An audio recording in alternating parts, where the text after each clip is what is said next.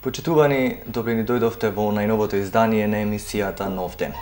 Во денешната емисија ќе разговараме малку повеќе околу оние спортови кои што можат да се практикуваат надвор на отворено. А во студио пак разговараме на една актуелна тема – Охридското езеро, неговата убавина и вредноста на она што мора да се заштити.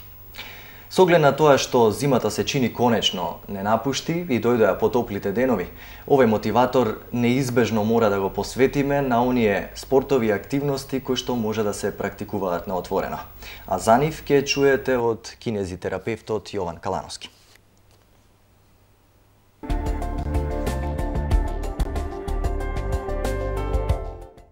Почитувани гледачи, добре дојдовте во уште едно издание на емисијата Нов ден. До сега бевме сконцентрирани на активностите кои што може да ги практикувате во вашите домови со оглед на временските прилики. Меѓутоа, имајќи предвид дека сега сонцето повторно е пред нас, ги имаме овие прекрасни временски услови, секако дека мора да се фокусираме малку повеќе на она што вие можете да го превземете и вие може да го практикувате како физичка активност надвор, покрај езеро, на прекрасните сончеви зраци. Со нас го имаме кинезитерапевтот Јован Калановски, кој што ќе ни појасни кои се активности може да се практикуваат и на кој начин тие позитивно ќе влијаат пред се за вашето тело и за вашето физичко здравје.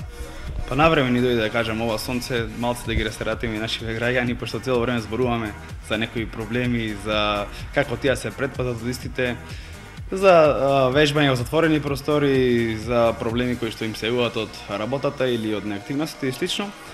Ево, дојде полека, си дојде пролета и чекавме, зборувавме во една од претходните емисии како ние сме во зимно време ограничени во нашиот град со некои активности кои што би било добро да ги практикуваме. Значи сега можеме буквално целосно да се посветиме да уживаме во пешачењето во природа, да уживаме во возење на велосипед, во трчање, џогирање или слично или па некои спортски активности. Некој се плаши од зимата, па сега е момент да се запише да ги практикува. Имаме отворени фудбалски стадиони, имаме отворени атлетски патеки или слично. Можеме ќе се запишеме на спортови, но да кажам за оние повозрастните кои што веќе да кажам касно за спортови и слично. Пешачењето, возење велосипед, трчање, имаме прекрасно совршени услови и предели за да ги практикуваме овие спортови, да ги наречам, така да мислам дека таму би го нашле нашата најубава релаксација, најефтиниот начин, најубавиот начин кон здравје и кон мускулатура.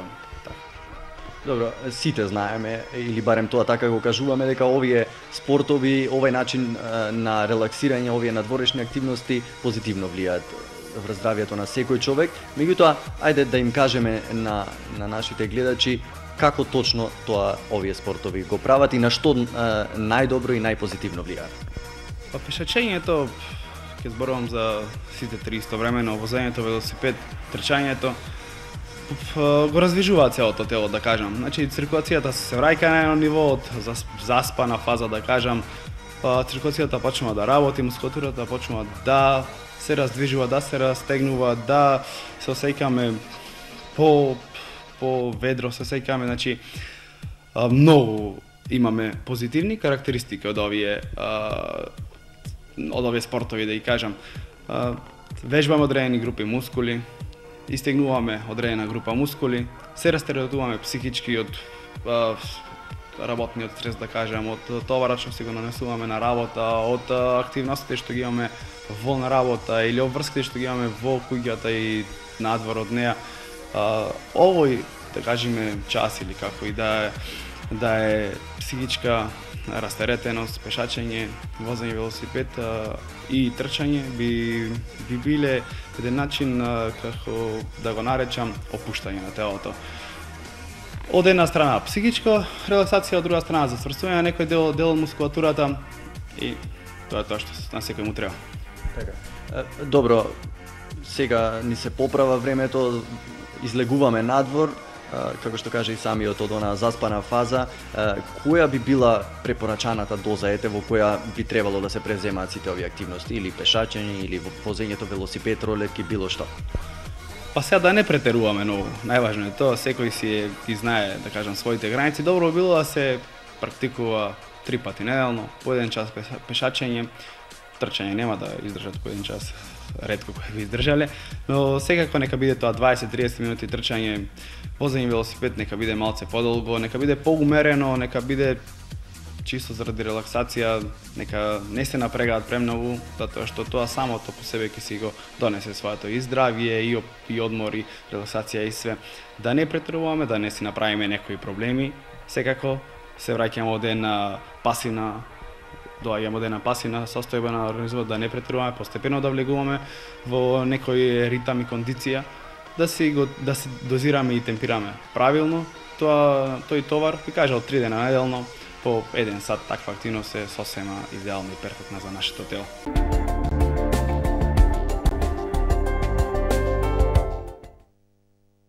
Денес во Охрид се одржа завршна конференција на проектот Интегриран екосистемски пристап за сливот на Охридското езеро како алатка за зачувување и заштита на природните ресурси, каде бија сумирани заклучоците од проектните резултати. Главната цел на проектот е да се помогне во управувањето со искористувањето на природните ресурси во сливот на Охридското езеро, подобрувајќи го одржливиот развој на регионот, како што истакна Ѓоко Зоровски од Еколошкото друштво Грашница Охрид. Заклучоците се дека црните еколошки точки на Охридското езеро, како што биле пред 20 години, делумно се решени, меѓутоа тие остануваат, потенцира Зоровски. Во однос на тоа загадување кое доаѓа од точкасти, од дифузни извори на загадување, пред се од земјоделието, исто така и од нерешениот проблем со канализациониот систем околу брегот на езерото, односно на селбите кои што не се вклучени во колекторскиот систем и на македонска и на албанска страна. Посебен проблем представува внесот на фосфор во езерото преку земјоделските активности, односно неконтролираната и рутинска употреба на минерални ѓубрива, потоа внесот на пестицидите, загадувањето со фекални бактерии преку отпадните води. Исто така проблеми се и загадувањето на подземните води, особено во опасност е струшкото боле, бидејќи таму постои депонија на која што неконтролирано се одлага отпадот. Проблем е и управувачката структура меѓу двете земји, нагласува Зоровски. Тој вели дека управите во Македонија и Албанија се уште не се синхронизирани, а за управувањето со природните ресурси тоа би требало да е така, барем за сливот на Охридското езеро, бидејќи се работи за заеднички екосистем. Всушност и европските директиви налагаат формирање на заеднички тела кои ќе го управуваат сливот на езерото. Представниците на Europartners Development од Тирана велат дека предноста на овај проект е што во негови рамки успеале да се обединат сите релевантни структури од двете страни и да се координираат за поголема заштита на Охридското езеро. Ситуацијата не е лесна, не е едноставна, комплицирана и нашата соработка со локалните партнери беше цело време континуирано соработувавме со нив. За да се провери подобро нашата соработка, ние на крај, пошто веќе доаѓа крајот, како иновација на овој проект беше да изградиме локална група на действување, како што може да гледате тука веќе е нашата локална група на действување за подобро да дојде до имплементација на истиот проект. Значи, ова локална група на делување, односно на действување, ова ќе работи како структура, тоа ни е наша цел, структура која што исто така ќе има поддршка и од Европската Унија. Значи, нивните проекти, тие независно веќе да можат да добијат грантови или поддршка од Европската Унија за сите нивни проекти, значи независно и локалната група на действување од Албанија и од Македонија заедно да работа за крајбрежјето на Охридското езеро. Проектот Интегриран екосистемски пристап за сливот на Охридското езеро како алатка за зачувување и заштита на природните ресурси е дел од ИПА прекуграничната програма помеѓу Македонија и Албанија 2007-2013. Како што најави Пингу, активностите ќе бидат заокружени на крајот месецов со студиски посети во двете земји. Проектот траеше година и половина, зашто е изработена и студија за интегрирано управување со сливот на Охридското езеро, во која се сумирани сите препораки од истражувачите кои работеа на тоа што треба да се направи за правилно искористување на ресурсите во сливот на езерото, поточно во областите шуми, води и земјоделство.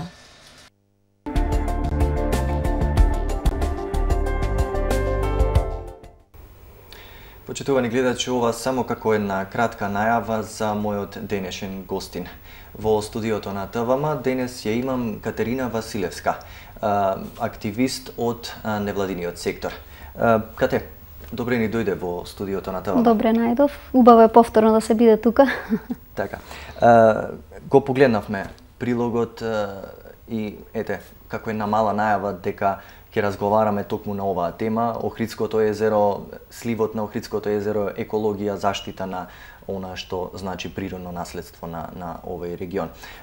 Ајде малку да проговориме околу самиот овој проект, да кажеме можеби некои работи за кои што едноставно немаше време да се каже во прилогата.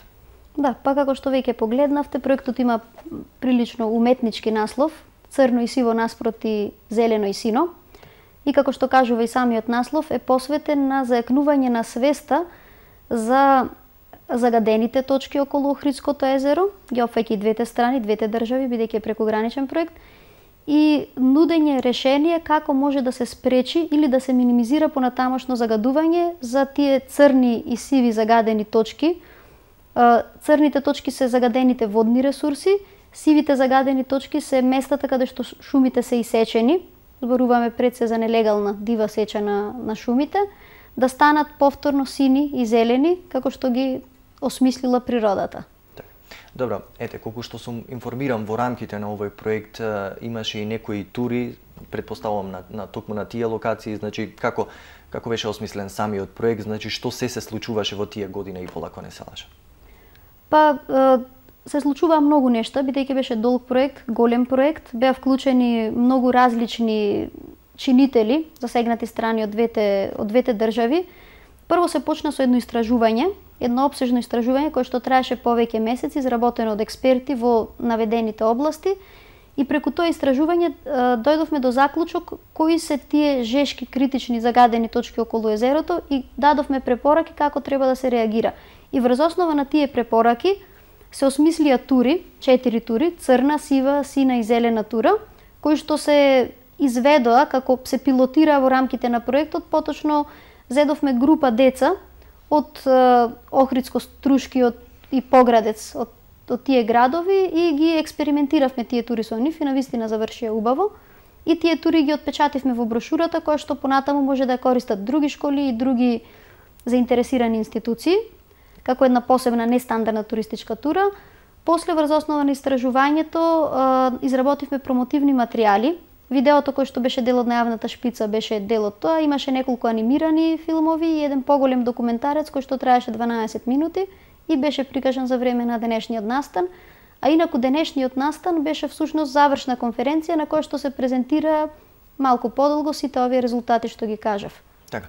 Добро, јасно е дека екологијата е клучниот елемент во овој проект, меѓутоа малку повеќе околу целта на самиот проект, што треба да се постигне, кога би можеле вие како вклучени во самиот проект да ги очекувате ефектите од истиот? Ефектите. Добро, некои ефекти се инстантни, бидејќи децата кои што беа на турите и сите вклучени, сигурна сум дека многу подобро знаат што значи да се загадува едно место и што значи тоа за сите нас, за луѓето како дел од природата и за самата природа. А главната цел на проектот, тоа е многу клучно, е одржливо управување со природните ресурси. И тоа пред се подразбира како да се најде оптимален начин, оптимална равнотежа, еден регион во сливот на Охридското езеро да се развива и населението кое што живее тука да живее во благосостојба, но при тоа да се балансира и да се внимава на како сет тој развој ќе влијае на животната средина и врз животот на луѓето кои што се наоѓаат тука. Можно ли е тоа? Обично, како изговор се кажува дека или ќе се посветиме сега на економскиот развој на едно место, или пак ќе се посветиме на екологијата, другото ќе го занемариме. Може ли да се најде компромис? Може да се најде компромис, би рекла може и консензус да се најде, но треба да има свесност од сите страни. Треба сите ние да станеме свесни дека сме дел од природата и дека ако упорно се обидуваме на сите можни начини да ја надмудриме природата, на крајот ние сме тие што ќе завршиме оштетени.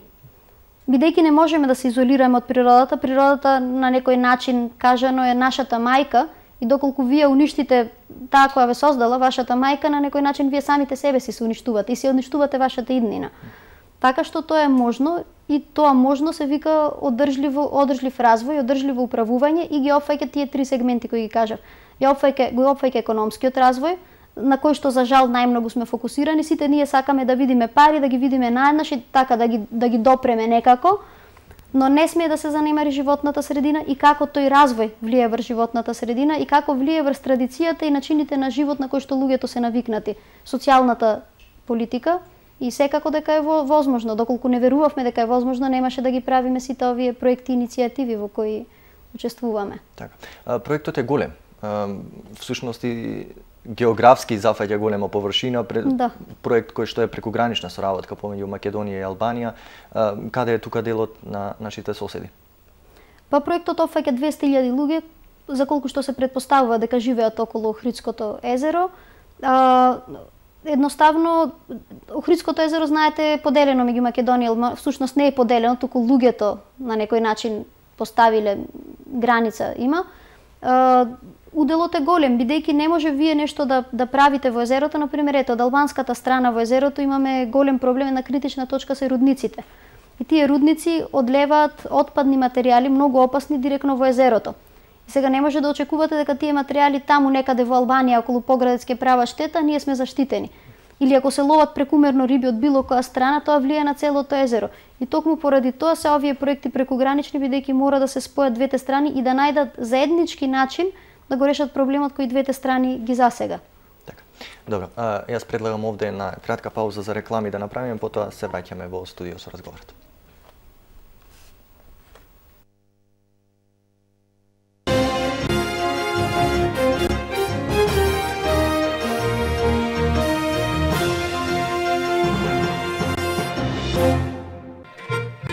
Ресторан Света Петка Велгошци, перфектно ресторан во Охридско-Струшкиот регион. Во пријатна и топла атмосфера вкусете ги мајсториите од македонската традиционална кујна. Комат, качамак, питулици со сирење и прас, печено јагнешко и свинско подвршник, јадење во селска фурна, ѓомлезе, чорби, месо од каче. Вистинско богатство на вкусови за секој гурман. Во ресторанот, уреден во рустикален стил со комбинација на камен и дрво, организираме и секако вид прослави до 60 лица, а нашите специјалитети можете да ги порачате и за дома. Осмо одделенци. Коледжот Јахја Кемал е вистинското место за подобри можности и светла иднина. Искористете ја можноста и бидете дел од Јахја Кемал. Побрзајте и пријавете се. Приемниот испит е на 10 мај. 25 април со Макс Травел, еднодневна тура во манастирот Свети Јоаким Осоговски за само 600 денари. 046 26 20 26. Престанете да сонувате, почнете да живеете. Патка, а да частиш едно кафе? Што не кажеш, бе? Одба.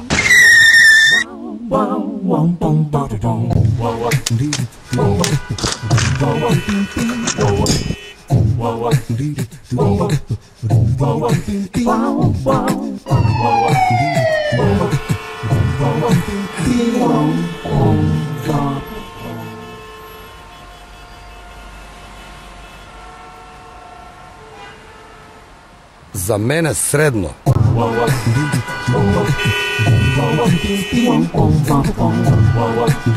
Во секое време, на секое место. Кафе Пела. ВЗ Шари Тетово произведува јајца со висок енергетски квалитет од пилиња до неселки и до готови сувомеснати производи. Лекер користи пресно, здраво и испитано пилешко месо на ВЗ Шари. Заедно до богата, вкусна и проверена храна за вашата трпеза. ВЗ Шари и Лекер Тетово.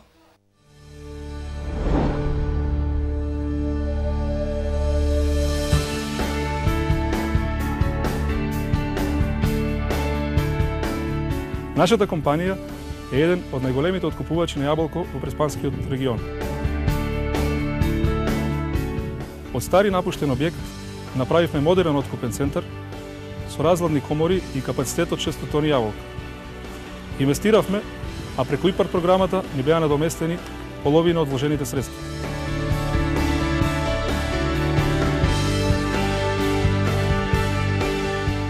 Чувањето на откупените производи во соодветни услови и дозволува да го извеземе целото производство во сезона, кога цената на странските пазари е највисока.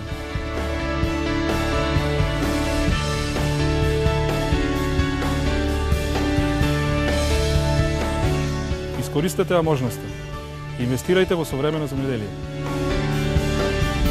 Добро е кога има некој да ти помогне. Поддршка за побогат род.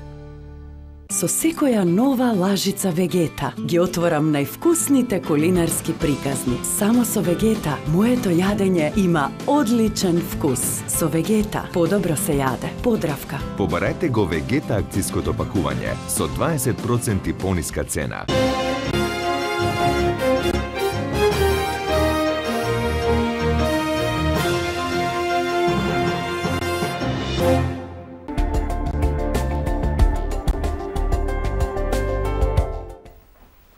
Драги мои, еве не назад во студиото на ТВМ. Само едно мало подсетување за оние кои што сега се уклучуваат на нашата програма, дека моја денешна гостинка е Катерина Василевска, активист од невладиниот сектор.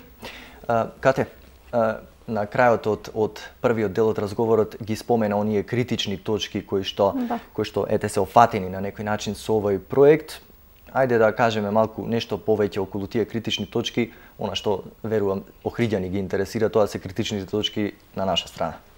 Да, како што веќе кажав, ние така ги нарековме црни, сиви, сини и зелени точки.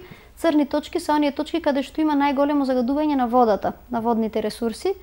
Тука предпоставувам дека повеќето охриѓани се запознаени со дел од нив. Спаѓа реката Сатеска, која е еден од најголемите загадувачи кој носи отпадни води во Охридското езеро, реката Коселска, реката Велгошка, тоа е од реките. Исто така голема критична точка е пумпната станица кај Подмолје, која што не секогаш е во функција и при тоа придонесува за загадувањето на езерото, посебно кога има повеќе вода, дождови. Сиви точки се местата каде што има најмногу дива сеча на шума, на шумите. Како што знаеме, тоа е многу луѓе се занимаваат со тоа бидејќи на некој начин им е најблизок, наједноставен начин на заработка, но при тоа и не се свесни што предизвикуваат со тоа што го прават, предизвикуваат ерозија, можно за поголема ерозија, ерозијата знаеме какви штети може да предизвика. И се опфатени некои делови од Галичица и Јабланица каде што најмногу се случува таа дива сеча и се надеваме дека тоа наскоро и ќе биде регулирано. И се повеќе се регулира, веќе гледаме во медиумите, што е секако во прилог на нашиот проекти за сите нас. А сини и зелени точки се оние најубави точки. Например, сина точка е истекот на реката Црндрим. Многу ретко во светот се случува река да излегува од езеро и тоа е многу убаво да се види.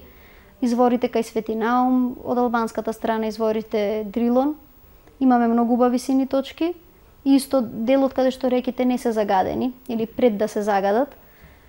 И зелени точки се секако многу видиковци кои што се наоѓаат и на планината Јабланица и на планината Галичица и искрено се надевам дека повеќето охриѓани и стружани биле и ги посетиле тие сини точки бидејќи навистина е штета да се живее во еден ваков прекрасен регион, а при тоа да не сме свесни за убавините што ги поседува на еден толку малечок простор. Споменавме веќе еднаш дека станува збор за навистина голем проект. Всушност и самиот е и финансиран, ако не се лажам, од Европската Унија.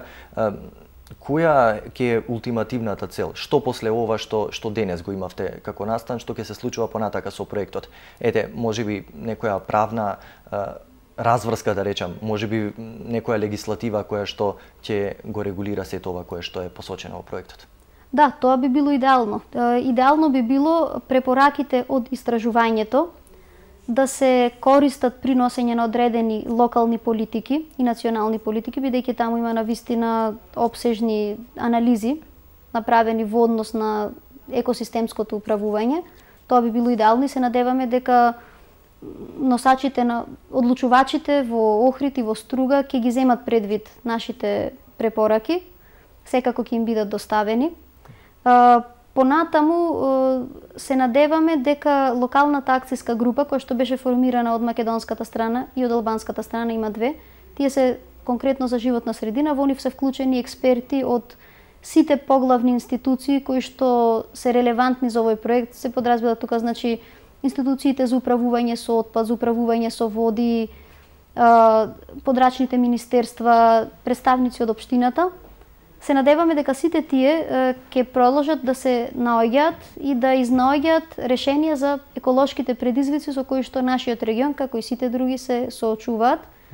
Но понатаму ние ќе работиме со нив и ќе се обидуваме да најдеме нови начини креативни начини, заеднички да си го направиме животот подобар и да ги зачуваме природните ресурси во нивна оригинална форма најмногу што можеме. Има и друга причина што ти си моја денешна гостинка. Всушност, ете, за оние кои што не знаат, ти си воедно и дел од онаа граѓанска иницијатива Охрид СОС, која што, ете, во изминатиот период на некој начин предизвика, ете, да не ги наречеме контроверзии, меѓутоа дигна на некој начин прашина околу заштитата на студенчишкото блато или, ете, да кажеме од другата страна, урбанизацијата на тој простор. Меѓутоа, ете, во нашата земја тоа е веројатно и природно на некој начин токму на граѓанските иницијативи да им се прилепуваат етикети. Како вие се носите со тој притисок? Па, секој различно. Јас од една страна навистина се радувам што ете една пријателка ме покани да станам дел од тоа јадро на Охрид СОС. Ја прочитав иницијативата, ги прочитав сите документи, се сложувам со нивната борба за зачувување на студенчишко блато. Тоа е прва иницијатива, така се надевам дека ќе има и многу други иницијативи. Но од друга страна ми е навистина многу жал што упорно, тоа се случува во цела Македонија, не само тука кај нас, овие граѓански иницијативи, јасно е кажано дека е граѓанска иницијатива и напишано и упорно се поистоветуваат некако дека се партиски. Значи, јас ги знам голем дел од членовите на Охрид СОС и тоа се, верувајте ми, повеќето од нив немаат никаква врска со ниту една партија. Барем тие што јас ги познавам. Тоа се луѓе од различен пол, различна возраст, од различни вери. Има многу луѓе од диаспората, не се сите тука во моментот. Има дури и странци кои што живеат надвор, кои што слушнале за блатото, ја знаат неговата вредност. И тоа е навистина граѓанска иницијатива, чија што цел не е да се бори против нешто или некого, туку чија цел е да се зачува и да се заштити блатото. И тоа го правиме за сите нас. Тоа не го правиме лично за мене или за некој од групата, бидејќи јас блатото не може да го однесам дома во мојот двор, нити некој од нас. Но тоа го правиме верувајќи во она што го кажаа експертите. Јас не сум експерт, не сум екологист, но ја прочитав стратегиската оценка, разговарав со екологисти кои што се дел од групата и верувам во нивните анализи дека тоа блато навистина мора да се зачува најмногу што е можно. Веќе е доволно унаказано во претходните 20 години, така да барем тоа што станало мораме да го зачуваме. Така. Добро, што е последна активност на оваа граѓанска иницијатива? Знам дека имаше некакво потпишување на петиција, ако не се лажам, па нешто апелирање и до странски медиуми.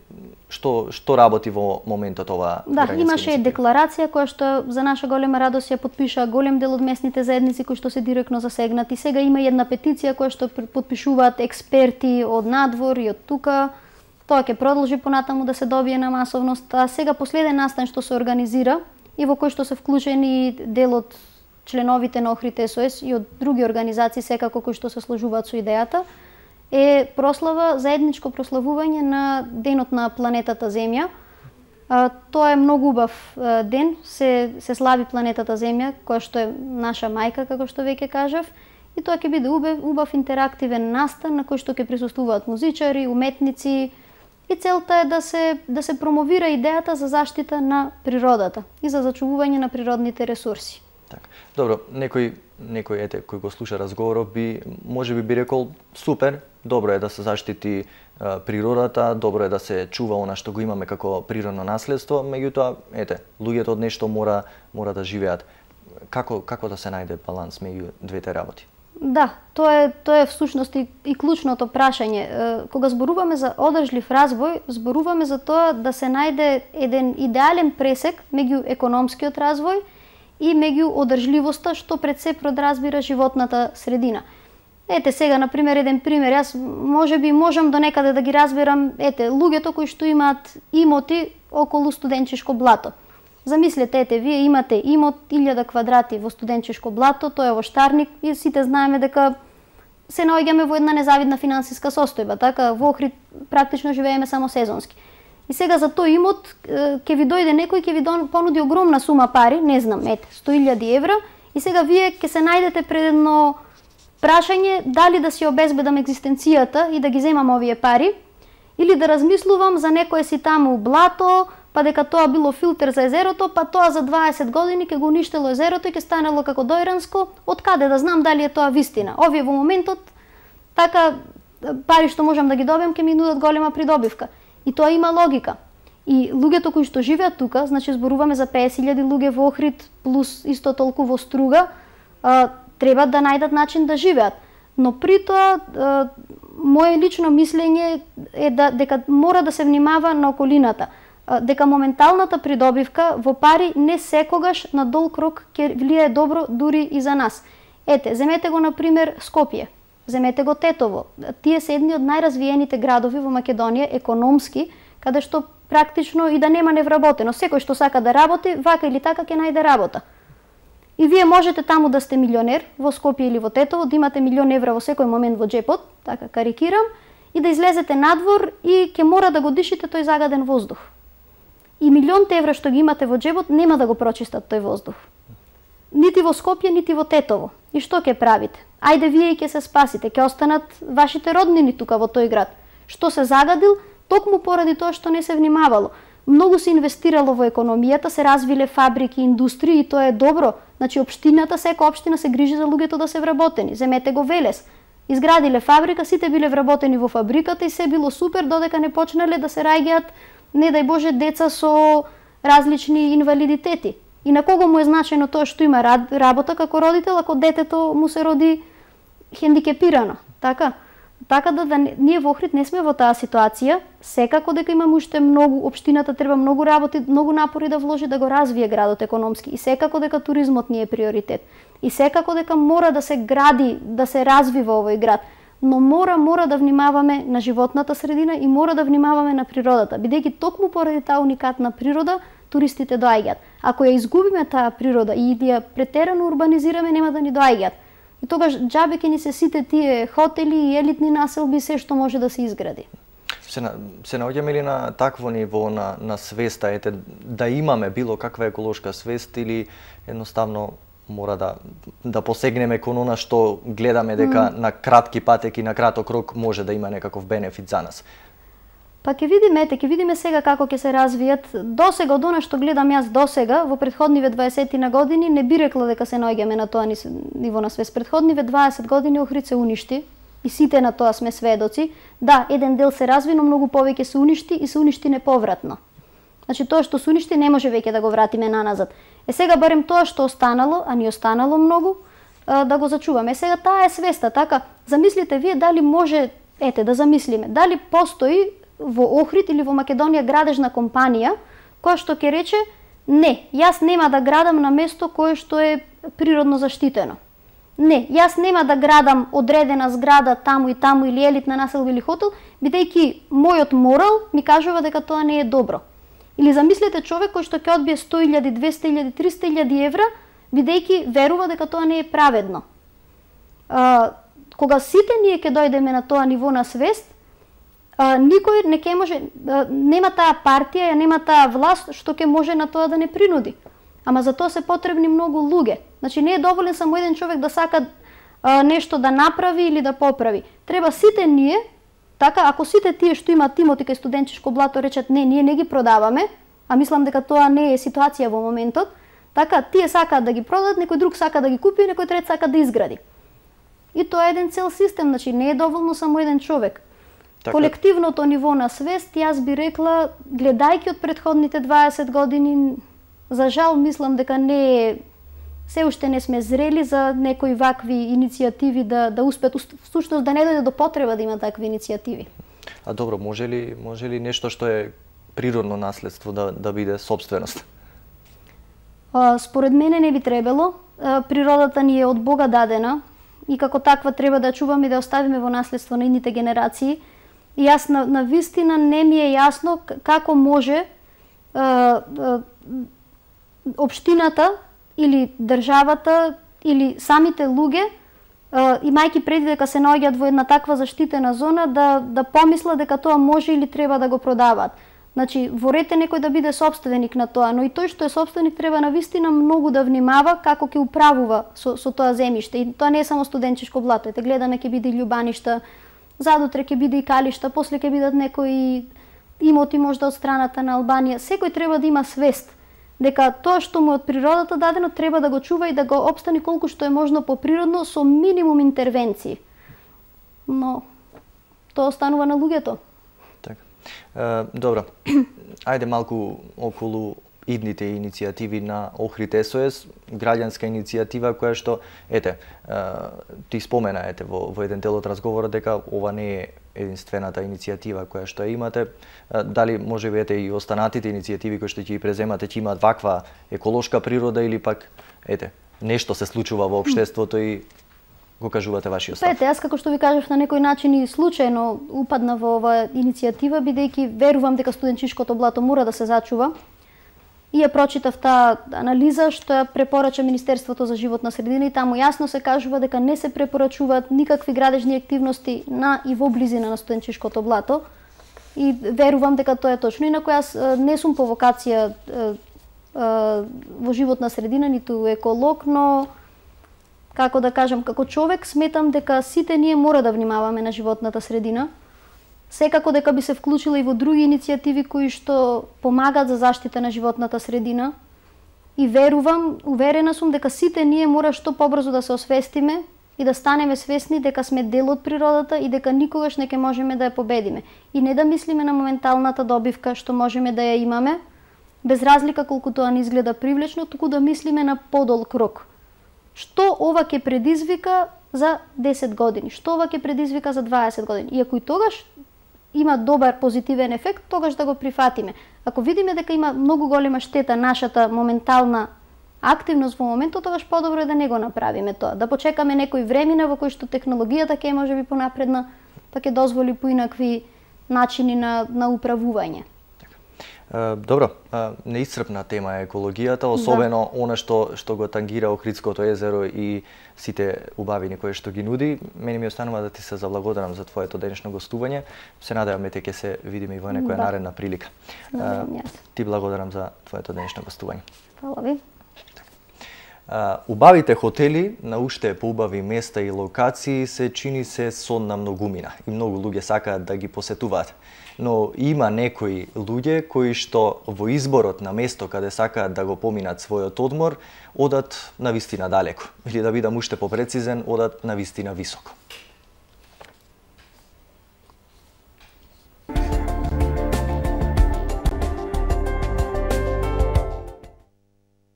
Повеќето луксузни хотели се наоѓаат во централните делови на градовите, на плажа или на други лесно достапни локации. Овие хотели се токму спротивно како локација. Тие се на високи, тешко достапни, па дури и опасни места. Хотелот Парадор де Ронда во Ронда, Шпанија. Ронда е планинско градче во Шпанија. Се наоѓа на надморска височина од 750 метри. Хотелот е на рид над реката Гуадалевин, која го дели градот на два дела. Од базенот и градината на хотелот, како и од собите, има прекрасен поглед на градот и кањоните Рахој. Хотелот Green Magic Nature Resort во Керала, Индија. Сакате да ја поминете ноќта на врвот на дрво фикус во средината на 30 хектари од дождовна шума на Јужна Индија. Собите се на височина од 18 до 35 метри над земјата. Тие се соединети еден со друг со бамбус мостови. Секој гостин засадува по едно дрво како дел од планот за конзервација на регионот. Хотелот Цезар Август Капри во Италија. Хотелот е сместен меѓу ридовите на Капри. Некогаш тука се застанувале туристите на патот кон врвот Солар, кој се наоѓа на 589 метри и е највисокиот на островот. Во почетокот на 1900-тите години, руски принц тука претворил постојна колиба во луксузна палата. Тој донесол статуа на Цезар Август, која стои и до денес и која го дала името на хотелот. Има прекрасен поглед кон заливот на Неапол. Кулм хотел Горнерград, Зермат, Швајцарија. Овој хотел се наоѓа на 3000 метри надморска височина. Тоа е највисокиот хотел во швајцарските Алпи. Тука престојуваат скијачи, алпинисти. Има прекрасен поглед кон планините. Секоја соба носи име на еден од 29 врвови наоколу, а бројот на собата одговара на висината на врвот. Од хотелот се гледа или кон Моне Росен, највисокиот во Швајцарија, или кон прочуениот Матерхон. Рифухио Торе ди Писа во Вал де Фиеме, Италија. Ова всушност е хотел до кој се доаѓа по планински премин од 2 до 3 часа. Го носи името на блиска карпа која подсетува на подпрената кула во Пиза. Има 20 кревети и бања. Представува многу удобна станица на патот на планинарите кон некој од врвовите наоколу. White Pot хотел во Лескерниер во Швајцарија. Гостите може да стигнат до својата колиба пеш со ски или со санка влечена од кучиња. Хотелот располага со 6 километри сопствени стази. Работи само во зима. На крајот на сезоната колибите се расклопуваат, регионот се чисти и по ништо не личи дека хотелот воопшто постоел. Хотелот Коста Верде 7272 Фюзелаж во Коста Верде, Коста Рика. Собственикот на хотелот е архитектот Ален Темплтон. Тој купил еден стар Боинг 727 од 1965 година и го преобразил во хотел. Внатре има климатизери, секоја соба има купатило и мала кујна. Авионот е лоциран на 15 метарски пиедестал.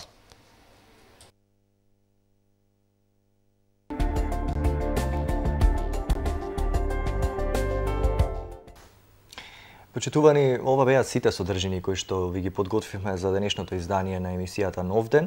Со некои нови содржини и интересни гости се гледаме во наредното издание. До тогаш останете на програмата на ТВМ. Пријатно!